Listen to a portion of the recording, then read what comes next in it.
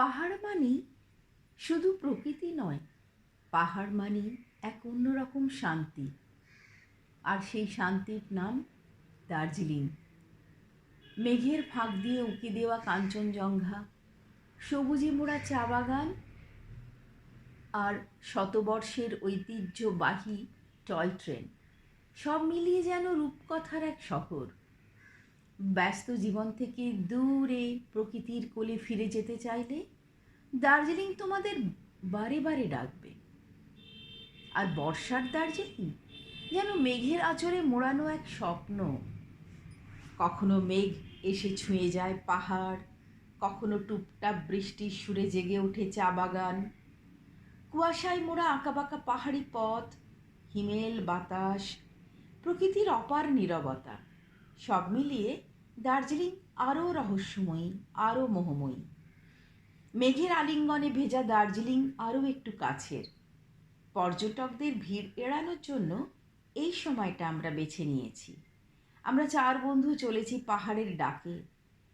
তোমরাও চলো না আমাদের সঙ্গে?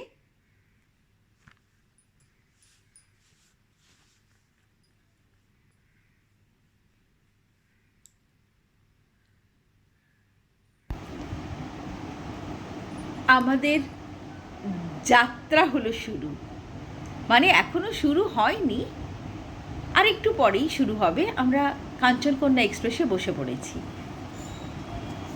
কাঞ্চনকন্যা এক্সপ্রেস সারা রাত অবিশ্রান্ত ছুটে ভোরবেলা পৌঁছে দিল শিলিগুড়ি জংশন স্টেশনে। নেমেই দেখি অঝোর ধারায় ঝরছে বর্ষা রানী। কি আর করা, একটু ইতিউতি ঘুরে বেড়ালাম আর ছবি তুললাম, কিন্তু যেতে তো আমাদের হবেই। তাই গোপাল তামাং নামে একটি অল্প বয়সী নেপালি ছেলের গাড়িতে আমরা সবার হলাম। চলেছি দার্জিলিংয়ের পথে। শিলিগুড়ি শহরটা একটু ছাড়ালেই দুপাশে এই দৃশ্য চোখে পড়ে। আর এমন কোন বাঙালি আছে যে কখনো দার্জিলিং যায়নি? দুপাশে চা বাগান আর শুকনা ফরেস্ট।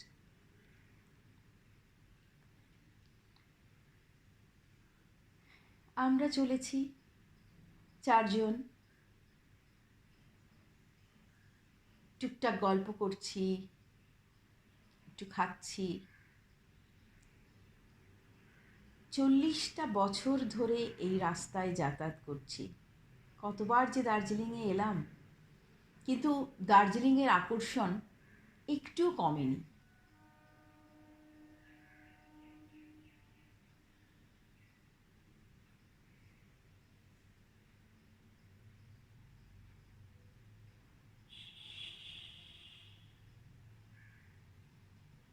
প্রায় 3 ঘন্টার পাহাড়ি পথ পেরিয়ে আমরা পৌঁছচ্ছি পাইন ভিউ এস্কেপ এই হোটেলে। এই হচ্ছে আমাদের রুম। ঘুপ স্টেশনের খুব কাছে, মানে প্রায় ঢিল ছোড়া দূরত্বে আমার বন্ধু মঞ্জুশ্রীর ভাই সম্রাটের হোটেল। হোটেলের বারান্দা দিয়ে এই দৃশ্য দেখে আমাদের মন ভরে গেল। তারপর চললাম আমরা বিখ্যাত দার্জিলিংয়ের ম্যালে। কুয়াশাচ্ছন্ন আকাশ আর অক্সফোর্ড বুক অ্যান্ড স্টেশনারি 40 বছর ধরে একই রকম আছে। কত স্মৃতি। আর তার পাশেই হাবিব মল্লিকের কিউরিও শপ।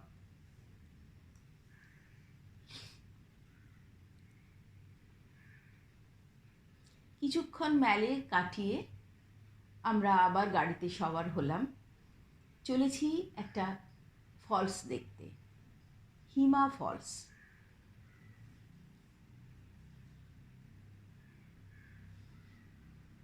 বর্ষার জল পেয়ে দুপাশের সবুজ যেন আরও ঘন গাঢ় হয়েছে।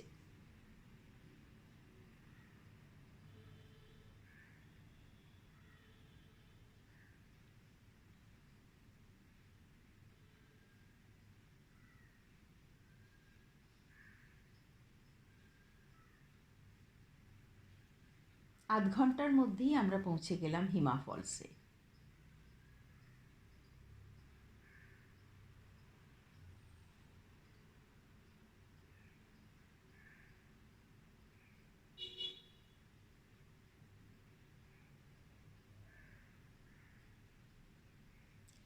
এই বাঁদরদের বাঁদরামিও সহ্য করেছি কিছুটা।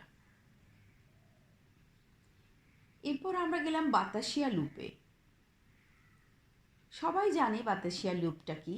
সেটা হলো ঘুম স্টেশন আর দার্জিলিং স্টেশনের মাঝে টয় ট্রেনগুলোকে একটুখানি এখানে একটা স্টপেজ দেওয়া হয়। ট্যুরিস্টরাও ট্রেন থেকে নেমে এই পার্কটা একটু ঘুরে ঘুরে দেখে,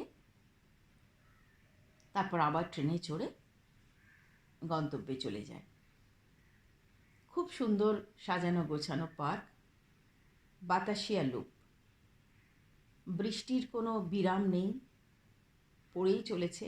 আমরা ছাতা মাথায় ঘুরে যাচ্ছি। এটা হচ্ছে কার্গিল বিজয় স্তম্ভ। কার্গিল যুদ্ধে শহীদ হওয়া বীর সেনানীদের স্মৃতির উদ্দেশ্যে এই স্তম্ভটি স্থাপিত হয়েছে।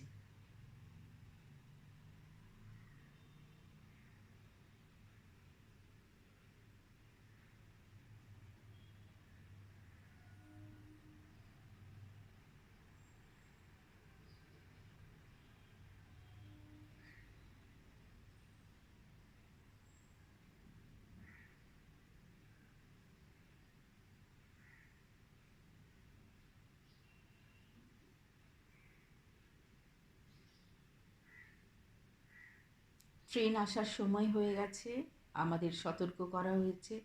আমরা দুপাশে দাঁড়িয়ে আছি আর ছবি তুলছি।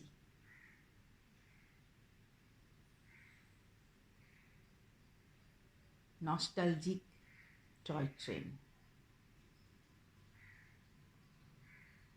আগের বার চড়েছি, এবার আর আমাদের চড়া হলো না, কেননা অনলাইন টিকিট কাটতে হয় আগের থেকে, সেটা আর হয়ে ওঠেনি। তো আমরা দেখলাম টয় ট্রেন যাচ্ছে আমাদের পাশ দিয়ে।